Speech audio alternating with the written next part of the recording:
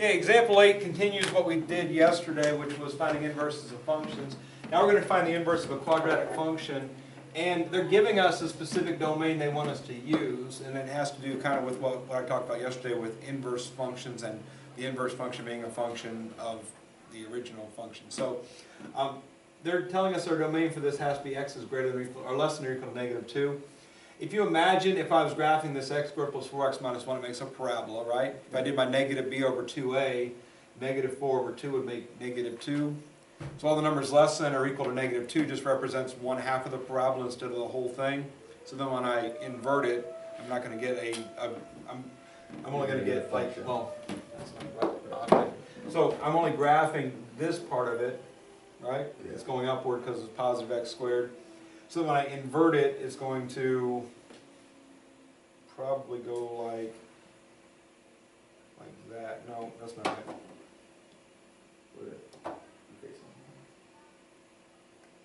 X changes to y. I think we're going to get that part of it, I think. All right. The bottom half of it. So what I'm considering here, and again, if I did the whole parabola, if this part was here too, then of course this isn't a function anymore. So we're only on either the bottom or the top half of this. So f of x equals x squared plus 4x minus 1 is the original function. The original domain is x is less than or equal to negative 2.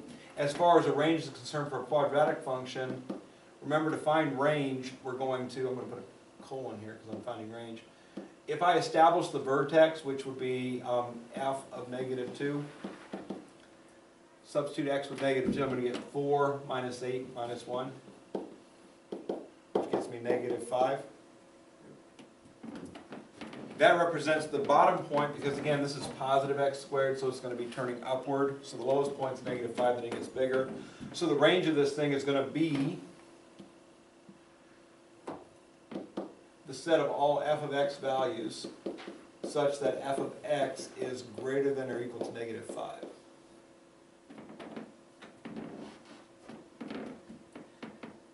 That represents the domain of my answer, and the range of and the domain of this is x is less than or equal to negative 2. So the range of the other one is going to be the inverse function's range should be less than or equal to negative 2. All right. And again, that's important when we actually construct the answer to actually know this stuff. So again, always establish domain and range when you're trying to make an inverse function. That helps us to establish the correct function. And in this case, we're going to have two different functions. One of them is right, one of them isn't. We need to pick the correct one. These things will help us determine which one's the right answer. So, as always, once I've found domain and range, my first step is to change this function from f of x, x form into yx form. Y equals x squared plus 4x minus 1. We create the inverse function just like we did yesterday. Every x becomes a y, every y becomes an x. So x equals y squared plus 4y minus 1. And now my job is to solve for y. And what I want you to notice about y is a quadratic function. We got y squared and y to the first power. So I have to solve this thing as a quadratic equation. If I want to use the quadratic formula, the requirement is that everything equals 0. Right now it equals x. So if I make it equal 0, 0 equals y squared plus 4y. I'm going to say plus negative 1 minus x. I'm going to go that route. X moved to the other side, became negative. Both 1 and x are negative, so plus that group represents the same thing as minus 1 minus x. Now, what you have to be cautious of if you're going to use the quadratic formula to solve for y here is this. And this is something that, I don't know if it's upsetting to people or just confusing to people or what, but if we consider what we're looking at here, a is equal to 1, b is equal to positive 4, c is negative 1 minus x. All right? X is a variable, yes, but it's not y. We're trying to get y equals, so we're going to treat everything else as a number. So x is going to act like a number would act. And if we do our quadratic formula like we always do, we know that we got this y equals, that's what we're trying to find here, right? Equals something plus or minus the square root of something over something. That's always the structure of the quadratic formula. What goes in front of the plus minus sign is negative b. b is positive 4, so we put negative 4. And then, of course, 2a goes in the bottom. 1 times 2 is 2. Those two are easy. The b squared minus 4ac is usually a little uglier. So if I do b squared minus 4ac over here, maybe this is a scratch sheet of paper somewhere. B squared is going to be 16 minus 4 times a, which is 1, times c, which is negative 1 minus x. Altogether, this is negative 4 being distributed through this parenthesis. So I'm going to get 16 minus 4 times minus 1 is plus 4. Minus 4 times minus x is plus 4x. So altogether, I get 20 plus 4x. Now, one thing I would like you to consider, it's going to happen here, it doesn't always happen, but 20 plus 4x has a common factor of 4. The fact that 4 is a perfect square, that makes it useful. If it had a common factor of 5, it wouldn't be worth doing. But the fact that it has a common factor of 4. So what we're looking at over there is the square root of all this stuff, right? Yeah. The square root of 4 is 2, and then 5 plus x stays inside the radical. And again, all this stuff over here would be a scratch sheet of paper thing to do, just to put that in there. I'll believe, if you have this properly figured out, that somewhere on a scratch sheet of paper you did all the work that was necessary to get to that point. But it just doesn't muddle up your paper if you do it that way. All right. The final thing I can do here to finish solving this is 4, 2, and 2 are all even, so I can reduce the fraction by 2 down to negative 2 plus or minus the square root of 5 plus x. That is the inverse function. Okay, and I should say the inverse function is what that is. Negative 2 plus the square root of 5 plus x is function 1. Negative 2 minus the square root of 5 minus 5 plus x is function 2.